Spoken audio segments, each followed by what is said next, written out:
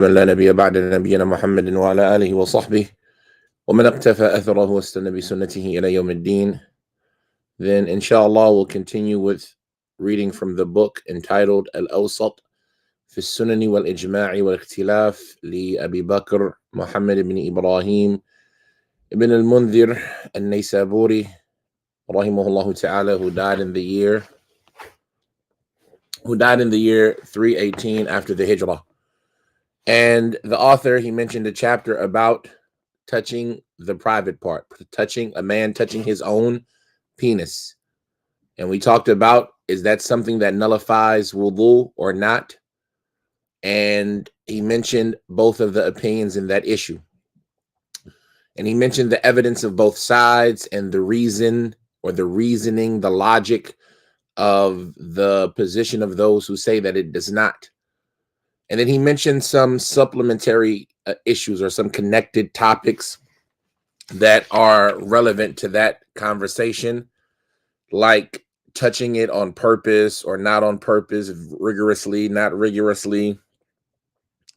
And other than that, from the issues that were relevant to that conversation. And then he followed that up with a chapter regarding if a person touches it with another body part besides the palm of their hand, right? If a person touches it with their forearm or with their thigh or with their foot, etc., is that something that nullifies wudu, according to those who hold the opinion that touching the penis nullifies wudu? And now he's following it up with another chapter that is related to it, and that is, he says, dhikrul mar'ah تمس فرج زوجها أو الزوج يمس فرجها. He says, or tamassu. He says that a woman, this chapter is regarding what has been mentioned regarding a woman touching the private of her husband, or a husband who touches her privates. If a wife touches the private part of her husband, or if a man touches the private part of his wife, does that nullify their wudu? Meaning, does it nullify the person that was touched? Does it nullify their wudu? Or does it nullify the toucher, the one who touched the private part? Does it nullify their wudu? Is anybody's wudu nullified for touching somebody else's private part? And obviously, this whole conversation will only be relevant to those who believe that touching the private part nullifies the wudu. So according to the view that does not believe touching the private part nullifies the wudu, if somebody touches their own private part, then this is not even a topic. Allahumma, unless it is in conjunction with the topic of a man touching a female. Like we mentioned earlier in the original or in the first chapters that we covered, Ola mastumun nisa, or if you touch women, and how some of them said that the meaning of this is just simply touching women. So this issue of a man touching the private part of his wife, or a wife touching the private part of her husband, there are two aspects that it can be considered a nullification of wudu. You have the aspect of touching the private part. So one might consider it to be something that nullifies the wudu. And then you have the aspect of touching the opposite sex, which we covered as well earlier on. And so both of these could be justifications for touching the private part of one's partner or one's spouse. These could both be justifications of how that nullifies the wudu, and whether it nullifies the wudu of the toucher or the one that was being touched, or both. All of this the author will mention in this conversation, but as we mentioned, it can be redirected and referred back to the conversation of touching the opposite sex, which we covered early on, as well as the conversation of touching the penis, which we just covered. The author, he says, ذكر المرأة تمس فرج زوج أو تمس فرج زوجها أو الزوج يمس فرجها أو يمس فرجها. He says this is what has been narrated regarding a woman touching the private of her husband, or a husband touching her private part.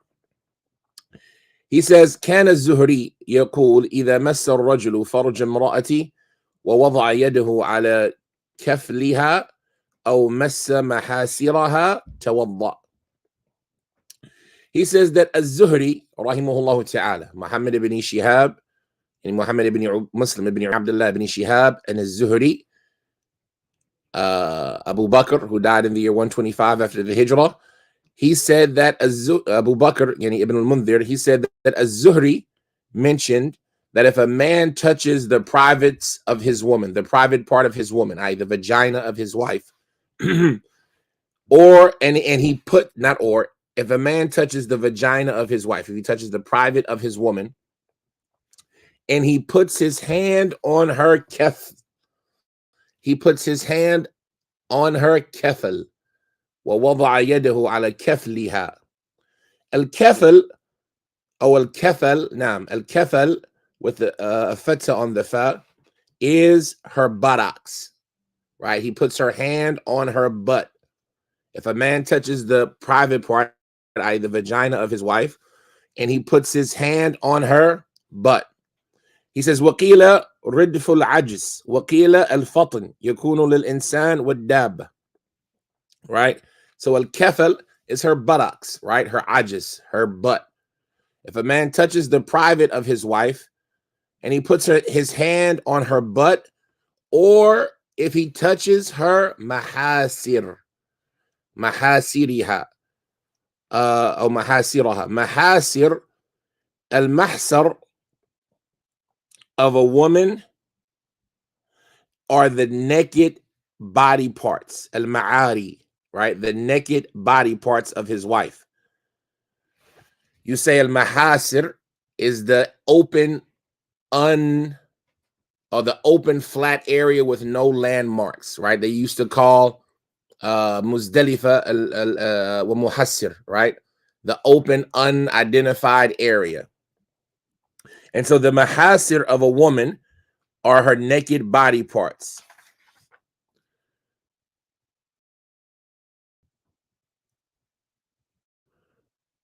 Now, so he says, if az-Zuhri said, if a man touches the, i.e. the vagina, the privates of his woman, of his wife, or if he puts his hand on her kefal, if he puts his hand on her buttocks, or any of her naked private parts. Naked private parts here, what does he mean by that? He's not saying, right, necessarily her hand or her face, but those body parts that she keeps covered, those things that are the spots of intimacy between a man and his wife, right? The chest, the inner thigh, things of this nature.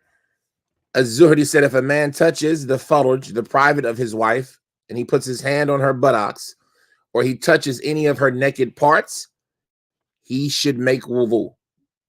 And so here Az-Zuhri is saying that, one, it does nullify the wudu, and it nullifies the wudu of the toucher. It nullifies the wudu of the one who touched those body parts. Abu Bakr al-Mundhir, Ibn al-Mundhir, he says, وقال الأوزاعي إذا مس فرج امرأتي عليه الوضوء. وكذلك قال الشافعي وكان الأوزاعي يقول إذا مست فرج زوجها فعليها الوضوء ولا وضوء عليه. He says that al-Awza'i, he mentioned that if a man touches the privates, i.e. the vagina of his wife, then he must make a wudu.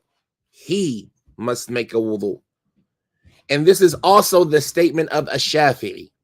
This is also the view of a Shafi'i, that he must make a wudu. And it's obvious from a Shafi'i, because a Shafi'i, rahimahullah ta'ala, like we mentioned, he said if you touch a woman at all, it nullifies your wudu.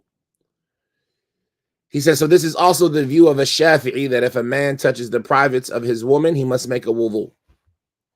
He says, Abu Bakr ibn al-Mundhir, he says that وَكَانَ الْأَوْزَاعِي, and al-Awza'i, rahimahullah ta'ala, he used to say also, if a woman touches the privates of her husband, then she must make wudu. and there is no wudu upon the husband, upon him. He doesn't have to make wudu. So we see that al-Awza'i, his position is that the nullification is for the one doing the touching. So if a man touches the private of his woman, the husband has to make wudu. And if a woman touches the private of her husband, then the wife has to make wudu. This is the view of al-Awza'i. Abu Bakr ibn al-Mundhir, he says, وَقَالَ مَالِكْ إِذَا مَسَّتْ فَرْجَ زَوْجِهَا أَرَى أَن تَتَوَضَّأ. وحكي عنه أنه قال إن كانت مسته لشهوة فعليها الوضوء وإن كانت مسته لغير شهوة فلا وضوء عليها. Imam Malik, he has a statement similar to that of al-Awza'i that we just mentioned. He says that if she touches the private of her husband, then I see that she must make wudu. This is the statement of Imam Malik. If she touches the private of her husband, then my opinion is that she must make wudu, that she should make a wudu. Ibn al-Mundhir, he says, and it has also been transmitted from him, i.e. from Imam Malik, that he said, if she touches it, i.e. his private part, his penis, with desire, if she touches it for the sake of arousal and to get turned on and for desire, that's what they refer to when they say touching it with desire. If she touches it for the sake of desire, then she must make a wudu. But if she touched it without any desire, without any arousal, then there's no wudu necessary upon her. And so this goes back similar to what we mentioned, the issue of touching the opposite sex. Some of them say that touching the opposite sex automatically nullifies wudu. And some of them say that touching the opposite sex only nullifies wudu if there is arousal and desire when doing so. And so Imam Malik, he has an opinion that yes, it absolutely does it. And then he has a statement as well where it says no, it's only if it's done with desire. Ibn al-Mundhir, he says, وَكَانَ الشَّافِعِي رحمه الله تعالى يقول على المرأة إذا لمسته الوضوء وفي قول إسحاق وأبي ثور إذا مست ذكر زوجها توضأت. He says that Ash-Shafi'i rahimahullah ta'ala, he says that upon the woman, if she touches him or it, right? If she touches his private part, then upon her is a wudu. It's mandatory upon her to make a wudu. Abu Bakr, he says, and in the statement of Ishaq, Ishaq ibn Rahuya, as well as Abi Thawr, that if she touches the penis of her husband, she must make a wudu. So all of these individuals are saying a similar statement that the one doing the touching has to make the wudu. So even if a woman touches her husband's private, then she must make a wudu. Abu Bakr, he says, وَكَانَ جابر بن زيد يقول إذا مس الرجل قبل امرأتي أو امرأة مست فرج زوجها عليهما الطهور وهذا قول الشافعي.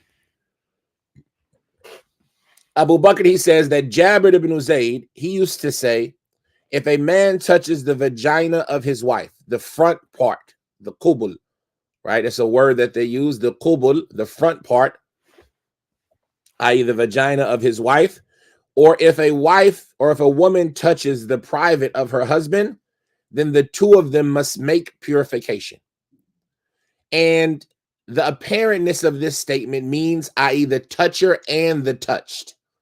It's possible it could be understood, the two of them in the scenarios that we mentioned, him touching her and her touching him, the two of them need to make a purification.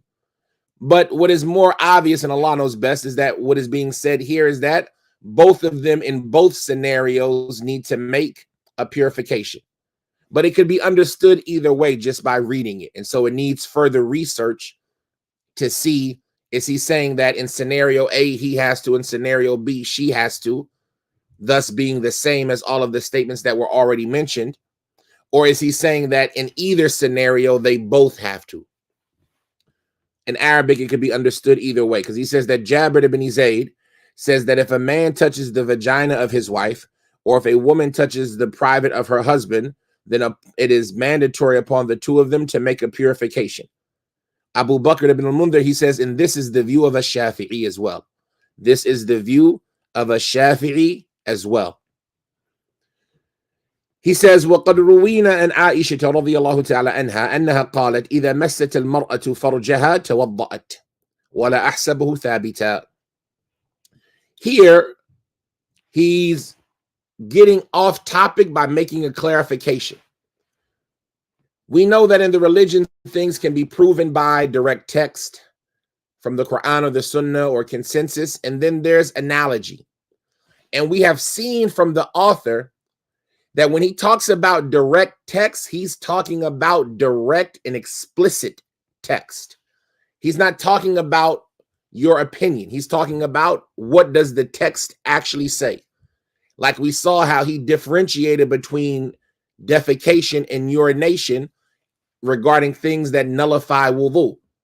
So he mentioned that defecation is mentioned in the Quran, but urination isn't. It's only mentioned in the Sunnah. Because to him, the Quran only mentions defecation and he's not doing comparison. He needs to find another evidence to prove that matter. So it leads us to this point. In the previous chapter, we mentioned that the chapter was about a man touching his penis. And we said that, some of the scholars, they include in this the woman touching her vagina. And likewise, we see in this chapter, either one of them touching the private of the other.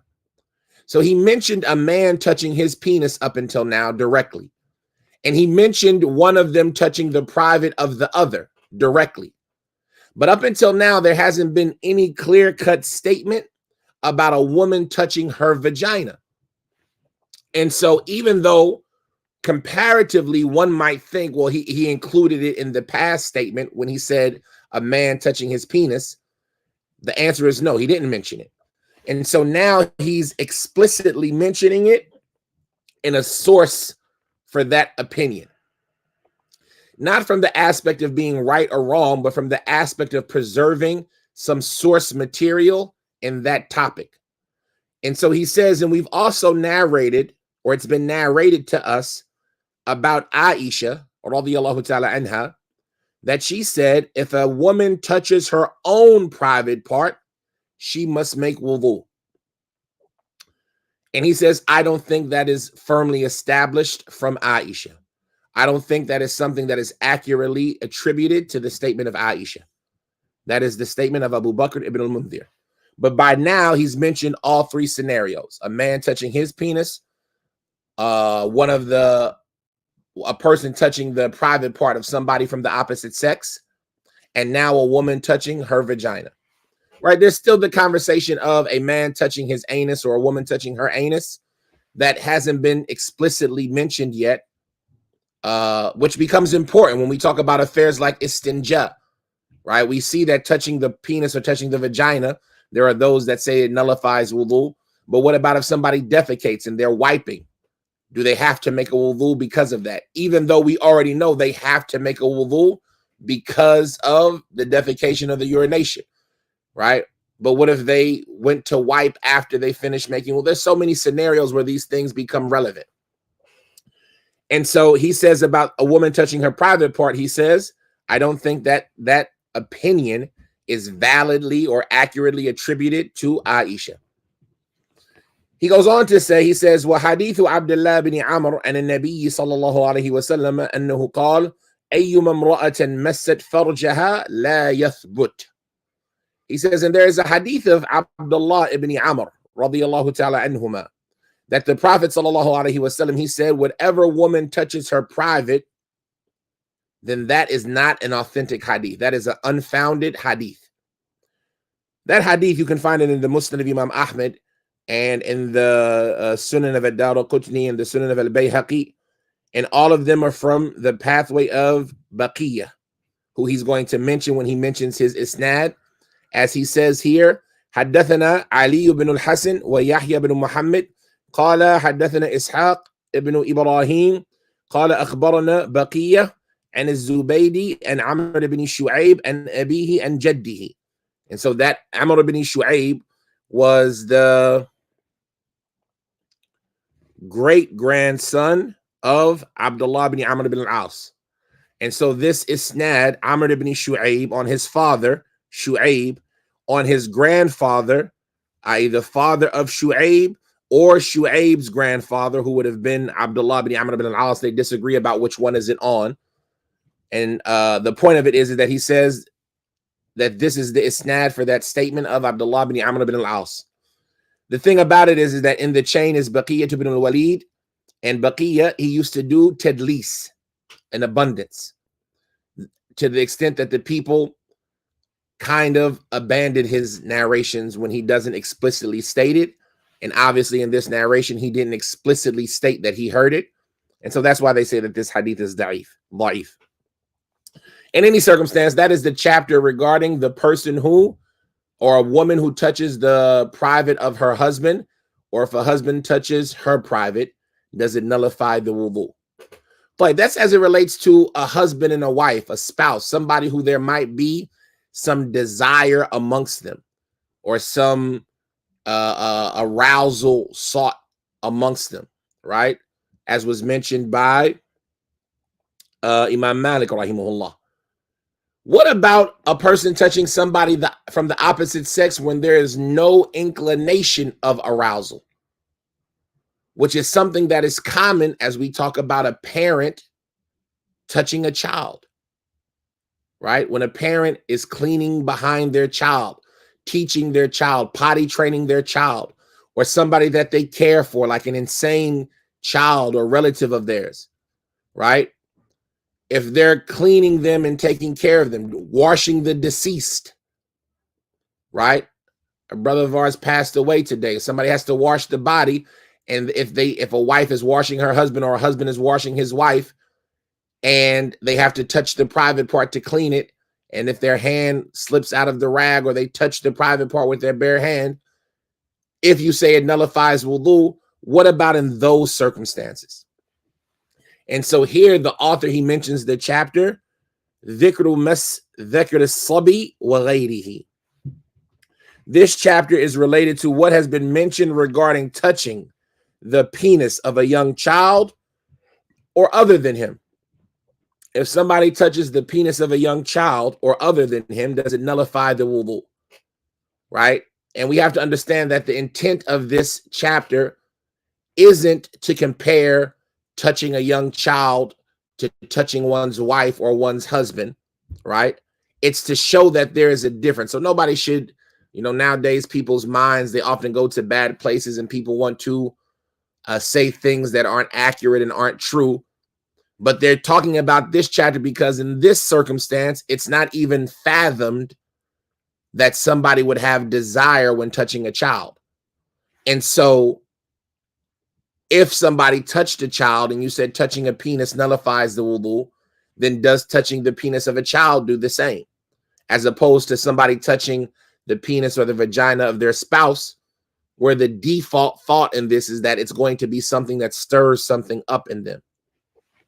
And so this is this chapter, akramakumullah. He says, وَاخْتَلَفُوا فِي مَا يَجِبُ عَلَى مَنْ مَسَّ ذَكَرَ الصَّبِي فَقَالَتْ طَائِفَةٌ عَلَيْهِ الْوُضُوءُ كذلك قال عطاء والشافعي وقال أبو ثور إذا مس ذكر غيره توضأ وقال إسحاق أحب إلي أن يتوضأ.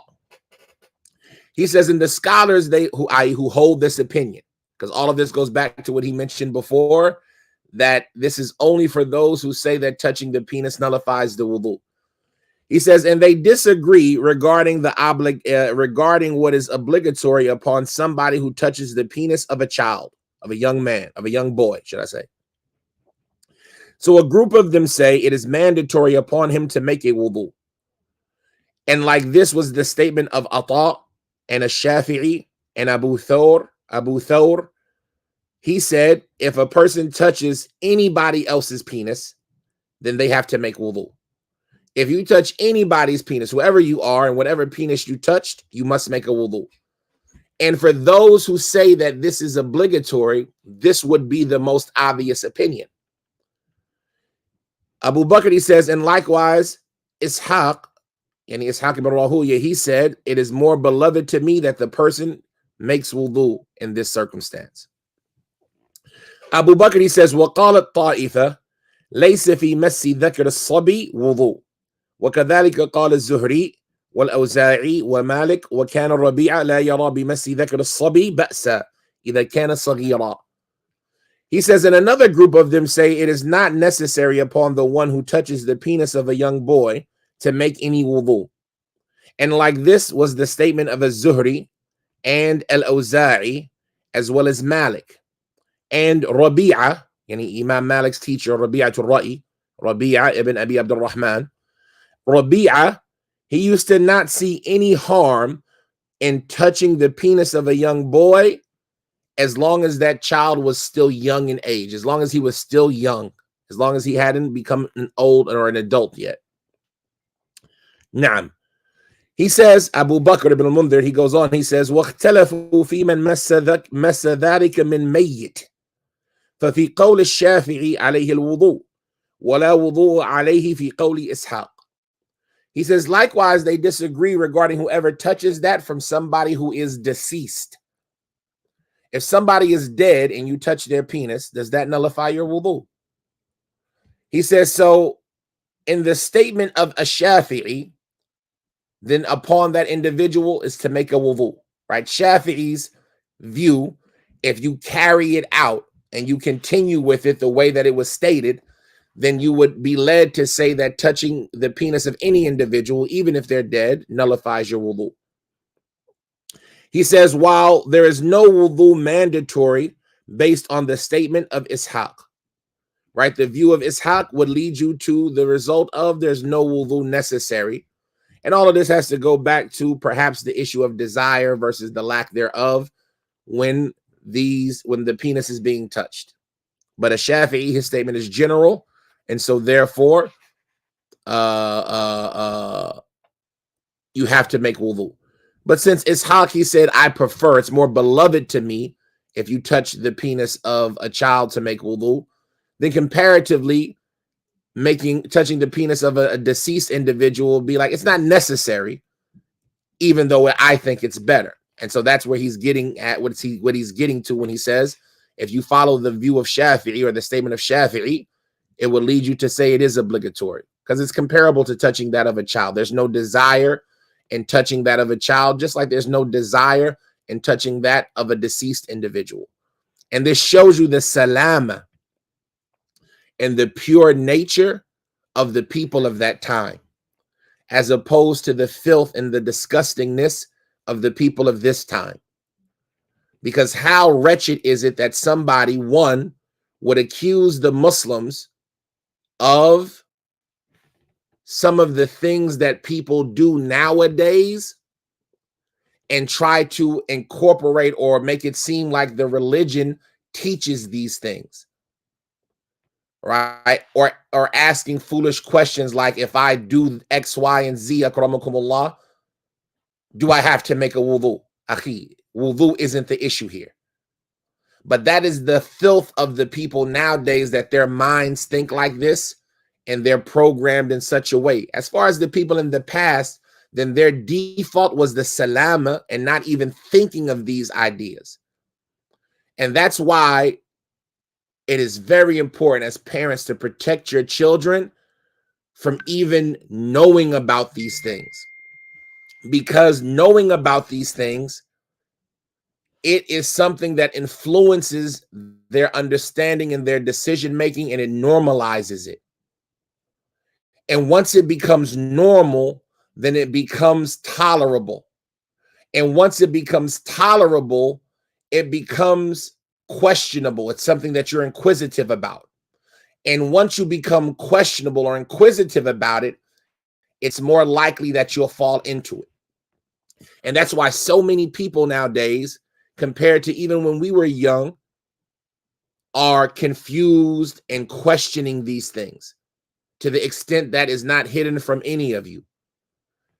But that's because of what they're able to consume from TV and media and all of these things, to where they're bombarded by these concepts and these ideas till they become normal.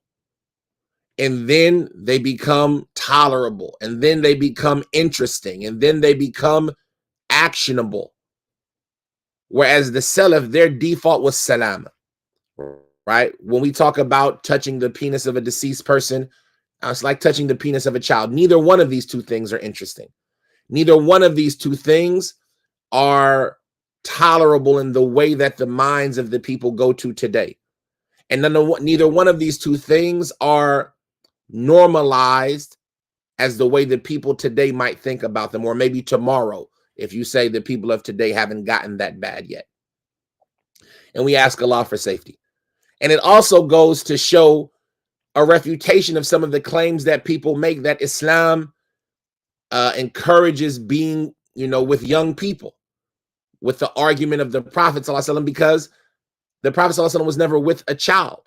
Aisha was a grown woman at the time of their marriage. And so likewise, these things have to be understood, that somebody trying to use the works of the scholars classically in Islam and try to, manipulate them and corrupt them and pervert them in a way to make it seem like Islam is teaching some of these qualities that the people today are upon, then this is an erroneous action.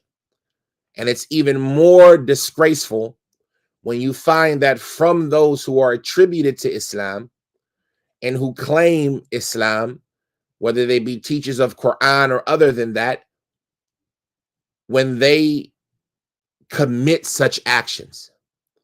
And if it's established that a person commits such an action, then this is from the most wretched of things that a person can do.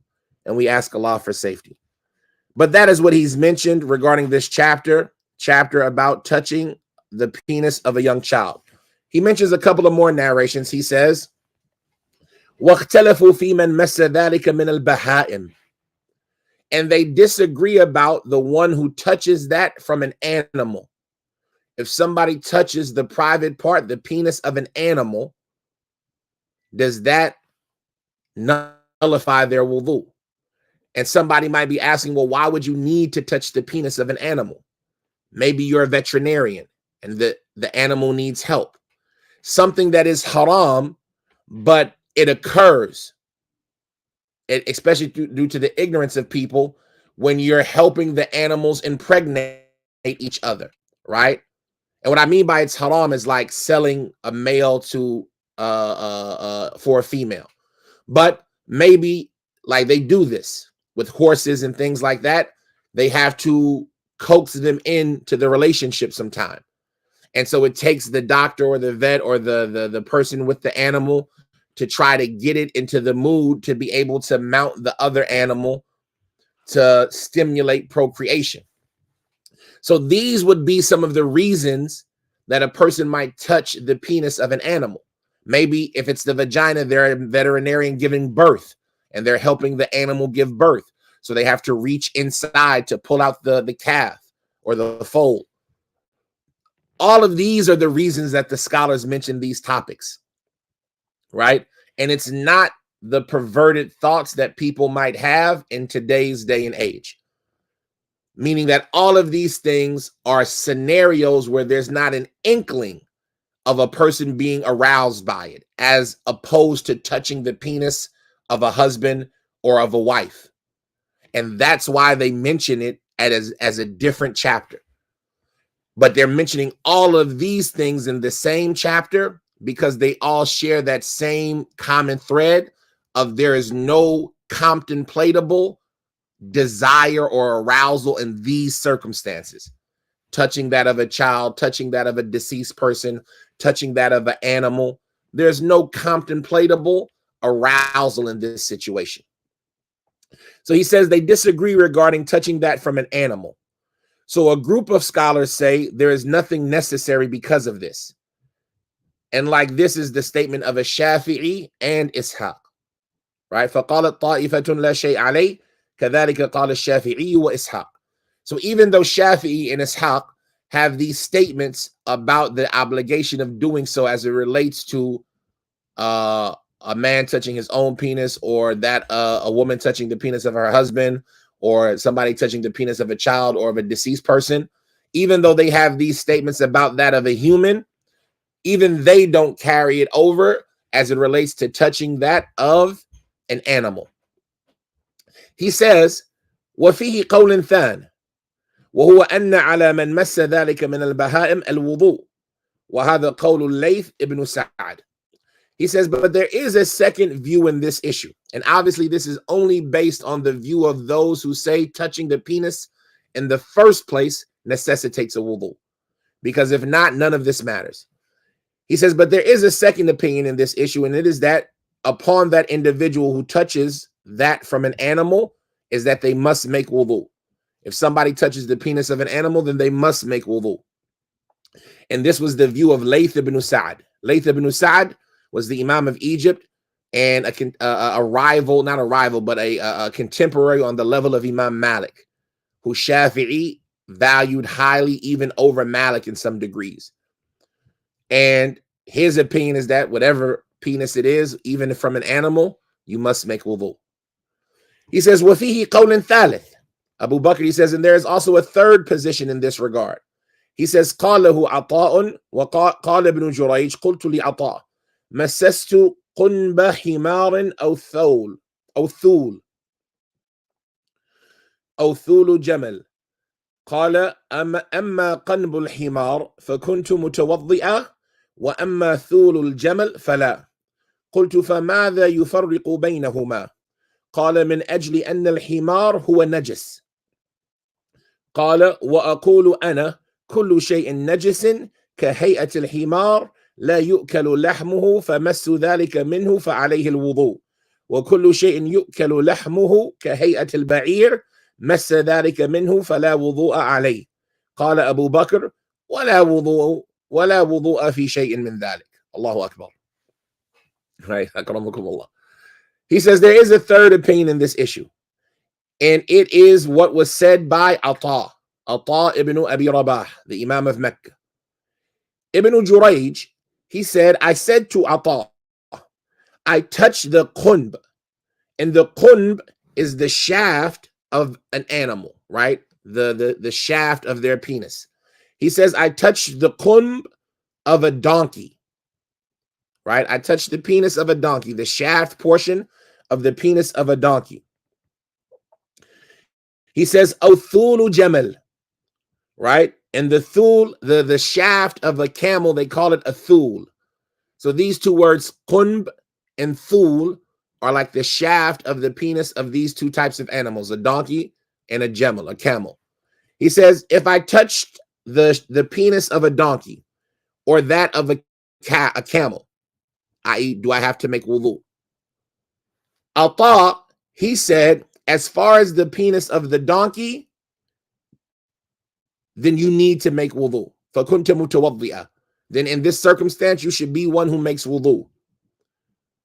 But as far as the penis of the camel, then no, you don't need to. Ibn Jurayj said, and a person might be asking, he said, Ibn Jurayj, rahimahullah ta'ala, he said, so I said, what's the difference between the two of them? What's the difference between the penis of a donkey and the penis of a camel? Why you say I make wudu in one and not in the other? What's the difference between the two of them? Ata, he said, because the donkey is najis. And the because the donkey is najis. This is what Ata said. Ibn Jurayj, he extrapolated from this opinion. He said, therefore I say myself, aqulu ana, my statement is, this is Ibn Jurayj, anything that is najis, that is similar in stature to a donkey, from the things that its meat is not eaten, then if you touch that body part of it, then you must make a wudu. And everything that is edible, or everything that its meat is edible, that is of the stature of a cow, or that is similar to a cow, then there's, if you were to touch that from it, if you were to touch its penis, then there's no wudu necessary upon you. So this is the third opinion, right? We say in this issue about touching animals, there's three opinions. There's no wudu necessary for touching animals. There is a wudu necessary for touching the penis of animals. And then this third opinion on Ata and Ibn Jurayj, if the animal is najis and you touch its penis, you have to make wudu. if it's not najis and you touch his penis, you don't have to make wudu. These are the opinions. And as we said, all of this is based on the opinion that touching the penis up front necessitates a wudu. As far as if you disagree with that, then none of this chapter matters. Which is why Ibn al-Mundhir, he ends it off with his statement, قال Abu Bakr ولا وضوء في شيء من ذلك. And none of these things necessitate wudu. Right? But as we mentioned, for the sake of preserving knowledge, and for the sake of mentioning the difference of opinions, and for the sake of understanding it from the position of the opponent, he still mentions all of that. فَلِلَّهِ دَرُّ. So may Allah is the one who owned the milk that he was raised on, right? Because this is how you preserve knowledge and how you learn the balance and how you develop your thought processes, by understanding how the Salaf approach these issues. And how often do we repeat the statement, when you're learning and studying the religion, you cannot approach the topics and the issues with background knowledge. You have to look at them for what they are and then see how the Salaf viewed them.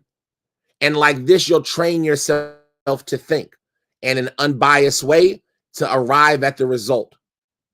As opposed to what so many people do, is that they were taught something as a young child or in the school or by a teacher once upon a time. And then when they begin to study, they have already kind of believed something. And then what they do when they read the text, they automatically conform it to their previous preconceived ideas. But that's what leads to a jamud fil fikr, right? It leads to a rigidness in thought and a lack of fluidity and flexibility when approaching these topics, as opposed to somebody who just looks at the text, sees how the Salaf understood it, and then starts to think like they did and approach the issues in such a manner, right? So like this example, this topic, when the Prophet was asked, if you hold the opinion, the Prophet was asked about touching the penis, does it nullify, should you make a wudu? And he said yes. He didn't specify what kind of penis or what, whose penis. The word was general. And so you could see how somebody could take it all the way. Whereas somebody might say, no, the person asked if we touched our penis. And so it's only talking about touching your own penis. Where somebody can say, no, if we touch our penis, meaning us as humans. And so it even applies to touching another human's penis, but not that of an animal or not that of a jinn, right? All of these things you have to start, when you hear the text, you apply it based on what was said, learning the fundamentals of how to comprehend, as opposed to looking at it from your preconceived notion. But with all of that being said, alhamdulillah, none of this topic was necessary if you hold the opinion that touching the penis doesn't necessitate wudu in the first place. And Allah knows best, that is the opinion that we lean towards, and that's what we think is the stronger opinion. Because it's nothing more than a part of your body. Let's take this last two chapters. He only mentions two narrations in each.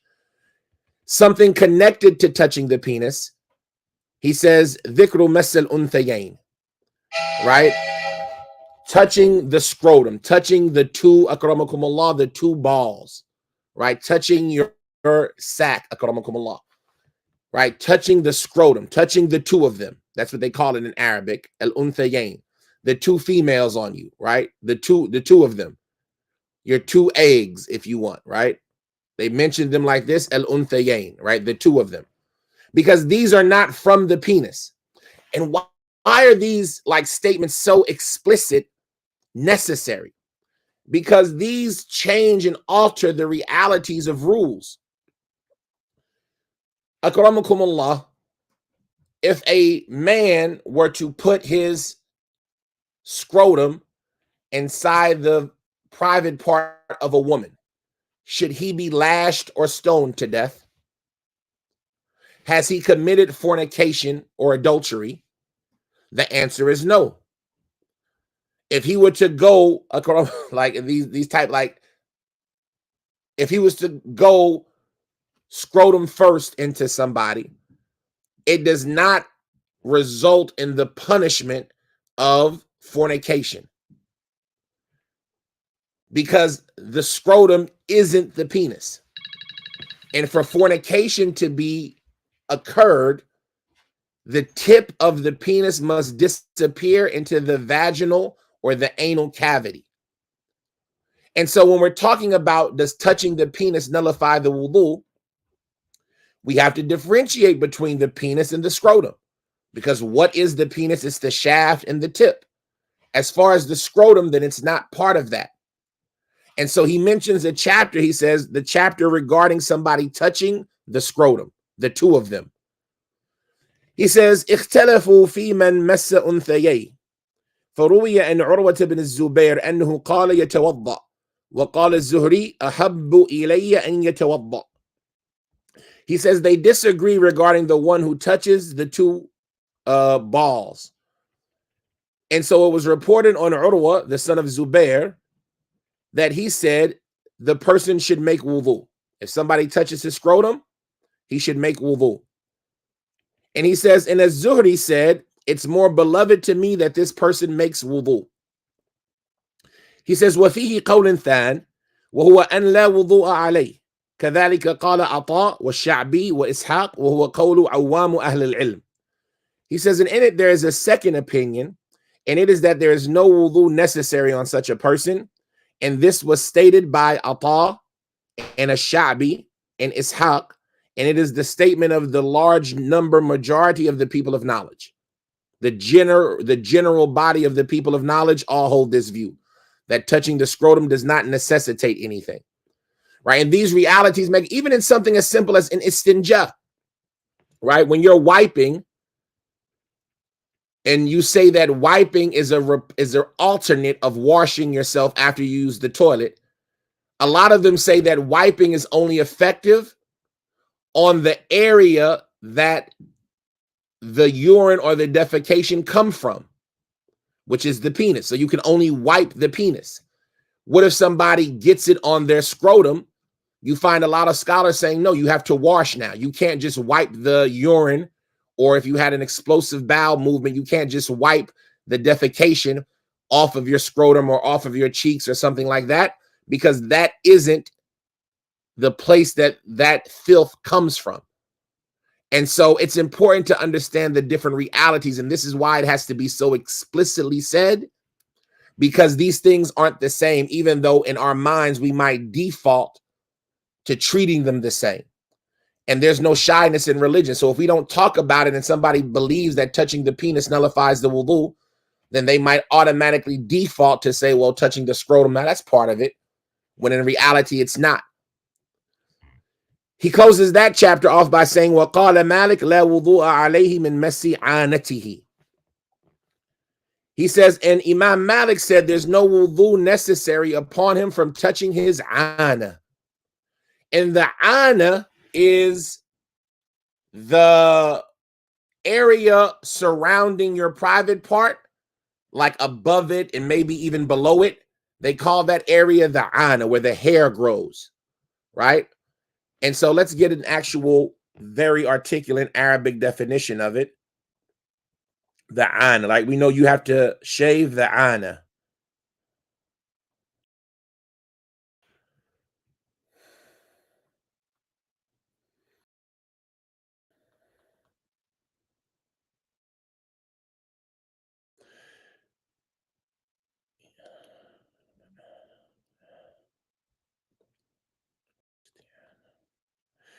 He says, ومن زعم أن العون هنا إذا بفقد الأباط أبطله. No. All right, al-ana is a type of donkey. وعانة الإنسان isbuhu. Right? That's another word for the synonym of it, isb.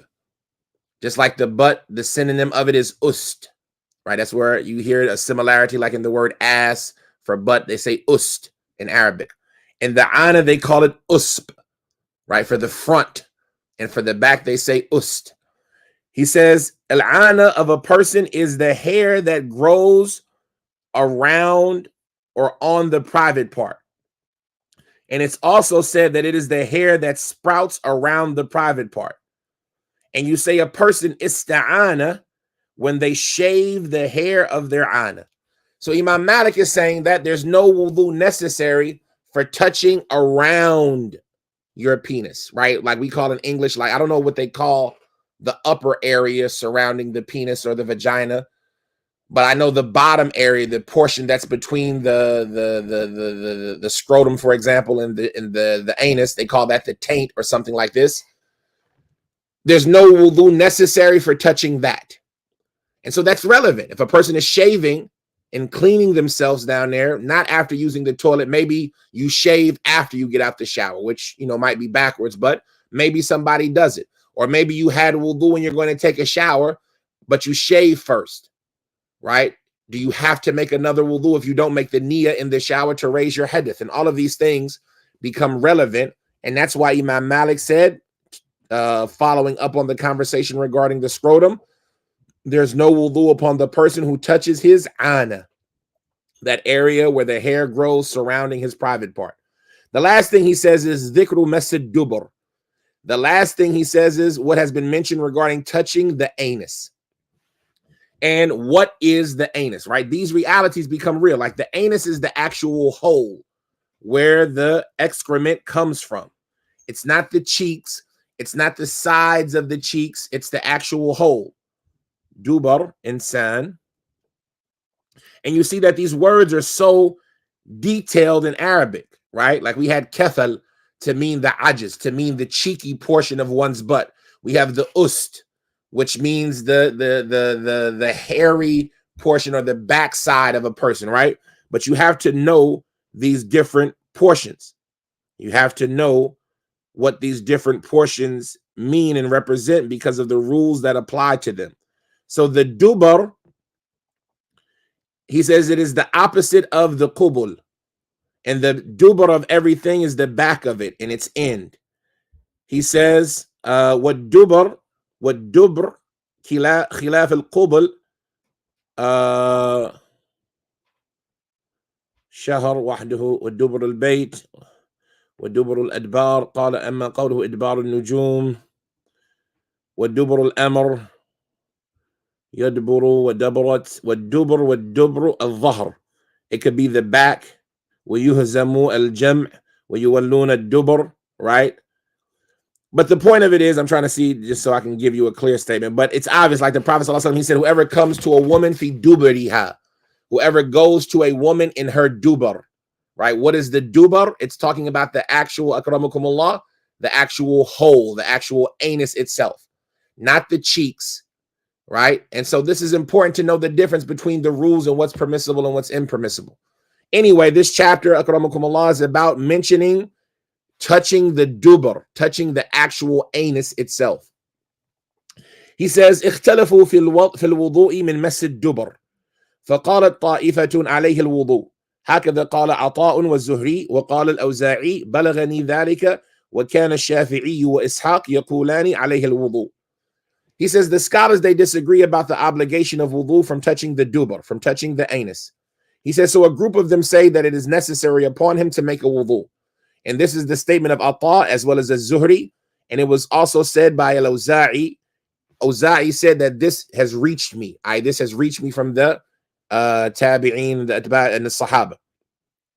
He says, as well, and as Shafi'i rahimahullah, as well as Ishaq, the two of them used to say that this person must make a wudu. And you see like remnants of this from the Salaf. If you go back to the chapter where we mentioned touching the penis, how some of them mention, instead of the word penis, they mentioned the word farj, the private, right? The crack, the opening. And some of them say that this word al-farj, it refers to all of the openings of the person, the front hole, the back hole, male or female. And so when you see somebody referring to the farj, like that word in Arabic, it could be inclusive of the front hole as well as the back hole. And so all of that, if that is the case, then you see that this is a selah from the Sahaba for these individuals who say that touching the anus nullifies the wudu. He says, وَقَالَتْ طَائِفَةٌ لَا وُضُوءَ عَلَيْهِ هذا قول مالك والثوري وأصحاب الرأي وهو قول قتادة. He said, and there's a group of them that say there's no wudu necessary for such a person. And this is the statement of Malik, as well as Thawri, as well as the people of Ar-Ra'i. And it is also the statement of Qatada. And all of this goes back to their statement from the Sahaba, where they said, if you know that there's a najis part of your body, you should cut it off. So a person's anus, even though najasa comes and passes by it, then it's not najis. When you clean it and you wash it, and when you bathe or make istinja, then that part of your body is not najis. And if you knew that there was a najis part of your body, then you should cut it off. And so all of this becomes important because so many rules relate to this.